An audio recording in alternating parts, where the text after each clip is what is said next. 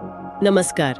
आज हम भगवत गीता के एक बहुत निर्णायक मोड़ पर बात करने वाले हैं। हाँ, कुरुक्षेत्र का वो मैदान, युद्ध शुरू होने से ठीक पहले का समय। बिल्कुल। हमारे पास जो स्रोत है वो गीता के अध्याय 2 श्लोक 21 और 22 पर केंद्रित है।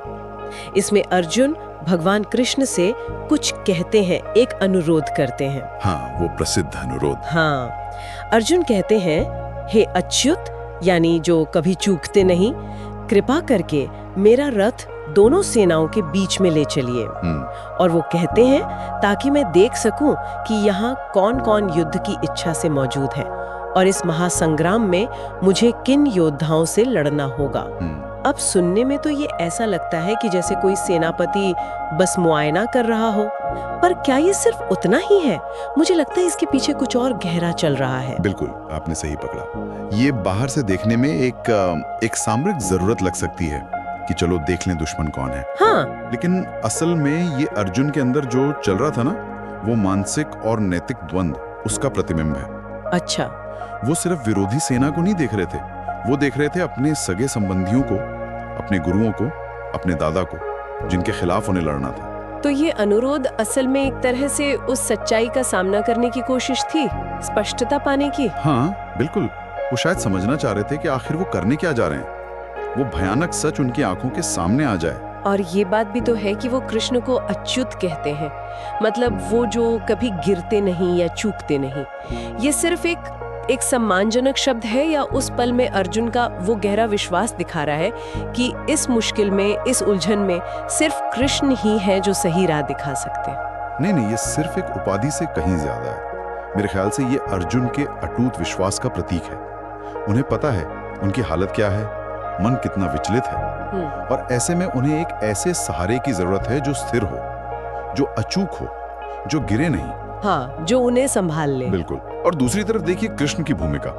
वो स्वयं परमेश्वर हैं, सब जानते हैं, लेकिन अपने भक्त, अपने दोस्त अर्जुन के लिए सारथी बनने को तैयार हैं। हाँ, ये तो कमाल की बात है। ये उनके बीच का जो गहरा रिश्ता है ना, स्नेह और भक्ति का, उसको दिखाता है। मतलब यहाँ लीडरशिप और सेवा का एक बिल्कुल अलग ही मॉडल दिख रहा है ना, जहाँ सबसे शक्तिशाली व्यक्ति वो सेवक की भूमिका में है। बिल्कुल, ये यही दिखाता है कि सच्ची सेवा, सच्चा स्नेह, वो पद या प्रतिष्ठा से बहुत ऊपर है।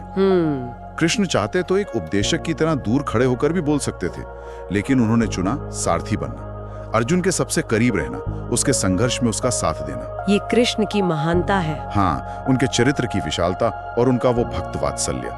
वो दिखा रहे हैं कि मार्गदर्शन देने के लिए जरूरी नहीं कि आप ऊंचे आसन पर ही बैठें, आप किसी के साथ खड़े होकर भी, बिल्कुल करीब रहकर भी राह दिखा सकते हैं। तो मतलब एक तरफ अर्जुन है जो बिल्कुल युद्ध के मुहाने पर खड़े होकर इस पूरी स्थिति को, इसकी भयावहता को समझने की कोशिश कर रहे हैं, स्पष्टता खोज रहे हैं। और दूसरी तरफ कृष्ण है जो दिव्य होते हुए भी एक दोस्त और सारथी बनकर उस स्पष्टता को पाने में उनकी मदद करने को तैयार खड़े हैं। हाँ, और ये जो पूरा दृश्य है ना, ये हमें कुछ बहुत महत्वपूर्ण सबक सिखाता है जो हमारे स्रोतों से भी साफ निकल कर आते हैं। क्या सबक है वो? देखिए, पहला तो यही कि जीवन के जो सबसे मुश्किल, सबसे भ्रमित करने वाले मोड़ आते हैं, हाँ, वहां पर रुककर स्थिति को समझना, पूरी तस्वीर देखने की कोशिश करना, ये कोई कमजोरी नहीं है, ये साहस और विवेक की निशानी है।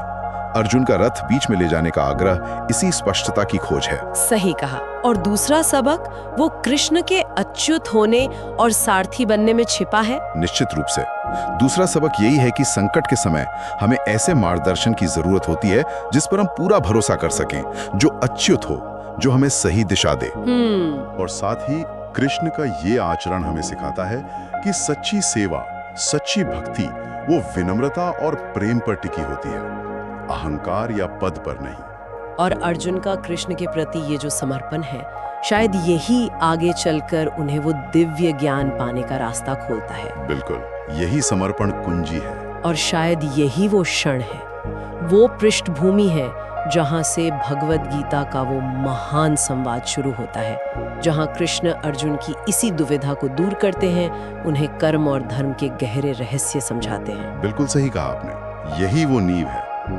और अंत में एक विचार छोड़ जाते हैं श्रोताओं के लिए। हाँ जरूर। देखिए, अर्जुन को तो उनके द्वंद्व में, उनकी मुश्किल में मार्गदर्शन देने के लिए स्वयं अच्युत भगवान कृष्ण मिल गए। हम जब अपने जीवन के कुरुक्षेत्रों में खड़े होते हैं, हमारी अपनी चुनौतियां, अपनी दुविधाएं, अपने नैतिक संकट, तब हम स्पष्टता और सही मार्गदर्शन के लिए किसकी ओर देखते हैं या कहां खोजते हैं? ये सवाल सोचने लायक है ना? बिल्कुल, एक बहुत ही महत्वपूर्ण सवाल है ये सोचने के लिए।